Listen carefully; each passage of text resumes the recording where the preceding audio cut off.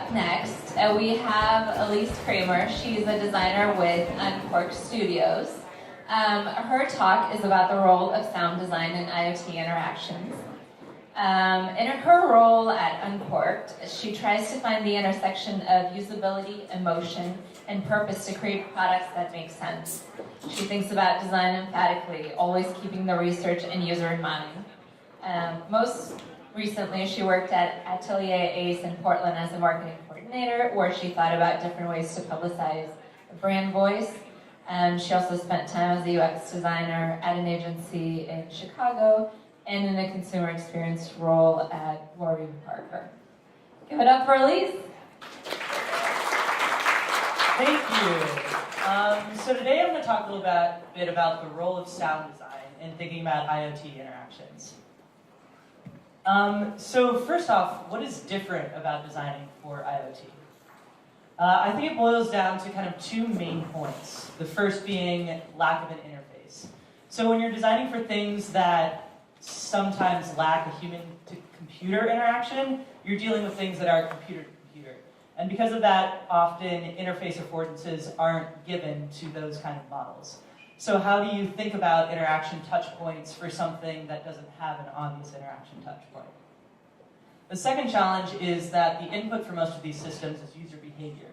So instead of the input being something that a user consciously types into a keyboard or uses a touch interface for, the input is them living. So when you have an input that's not a cognitive input, how does that affect the usability of a system and a user's trust that the system's working? So we see this with things like fitness trackers or wearable technologies. There's a few on the market today that don't even have an interface, no haptic feedback. So when you're a user of a product like that, what is your relationship to something like that when you don't know whether it's working and you even forget what you're inputting into the device? So it boils down to a balance between asking users to give up some of their control by designing things without interfaces, while also providing enough transparency into the systems that the user still trusts that the thing is doing what it said it was going to do. So if we think about a kitchen and we think about two sides of the extremes, we think of one where everything's streamlined, the kitchen of the future, the oven doesn't even have a screen, no interface, you just put your food in, you hope it comes out cooked. That's the future. Or on the flip side, everything has an interface.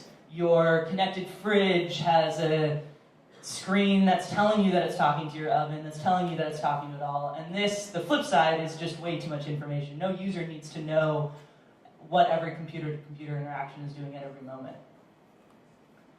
So we have to find things that take a balance between the two. So something like the Nest thermostat does a good job at giving users an interface, and they have some control over what the object does. But if the object is doing what it's meant to do, they shouldn't need that interface.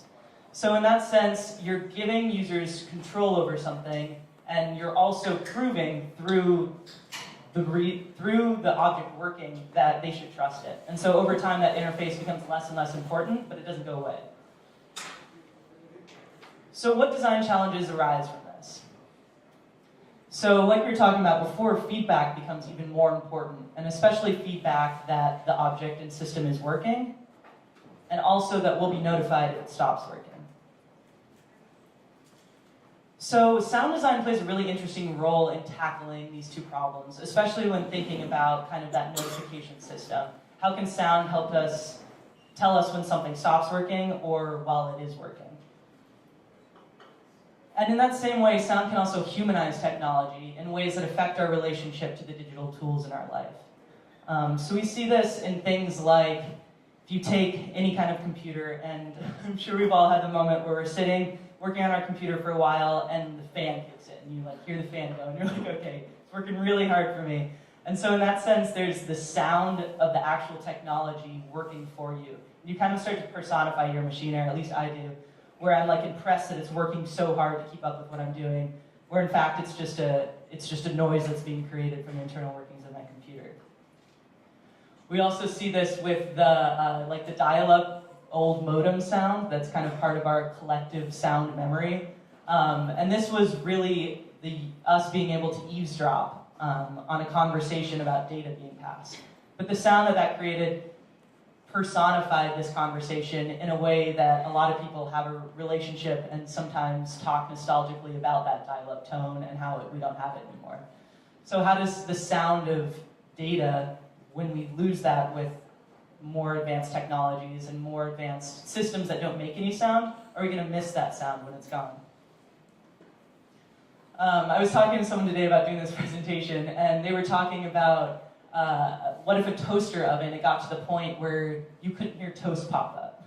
So you're like going around your kitchen, and toaster ovens are so advanced that there's no spring, and so you never hear like the spring your toast is done.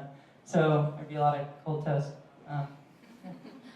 So we should look for design solutions that keep transparency and trust a priority for interactions with technology. And so there's a few strategies when thinking about sound design and how sound design can help us keep that transparency and trust. It kind of boils down into two ways to approach sound design. The first is with something called sound icons. These are some things that directly relate to what they represent. They're based on everyday sounds.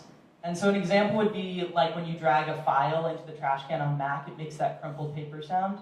So that's an example of a sound icon because the action on the digital screen is accompanied by something that's what you would hear if you did that action in the physical world. So the flip side of that is something called sound symbols.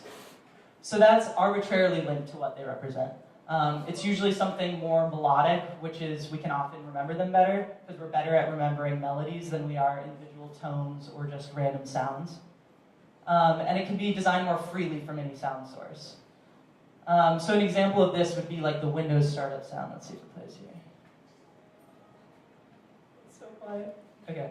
But so the Windows startup sound is something that doesn't really have anything to do with a computer turning on. It's just a melody that someone wrote for it. But we now associate that with Windows starting up. So what happens when you take a sound icon and add a sound symbol? You get a sound metaphor. And sound metaphors are things that take the idea of, okay, sound icons are really effective. It's effective to take digital things and put a physical world sound to them, but we remember symbols better. We remember things that are melodic, that are musical, and so they came up with something called a sound metaphor. And so a good example of this, let's see if it'll play again. Is like the Facebook Messenger startup sound, or sorry, when you're getting a call on Facebook Messenger, they got this very ethereal, like kind of melodic sense, but it also sounds like a phone ringing. So they kept kind of the same cadence of how a cell phone rings, but made it kind of melodic and techy sounding. So that's an example of taking both of those ways to create something that's memorable, but also tied in directly to what the technology is doing. So the implications of thinking about sound design with IoT is that it can convey information in the absence of visual interfaces. It also increases trust between the users because they have an amount of feedback to know if it's working and to also trust that it'll tell you when it's not working.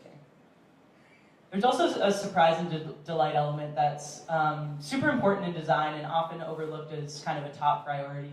I'm sure we all have things in our life that have, especially some sound component. I know I have a Bluetooth speaker that I own that I just like love the power on sound.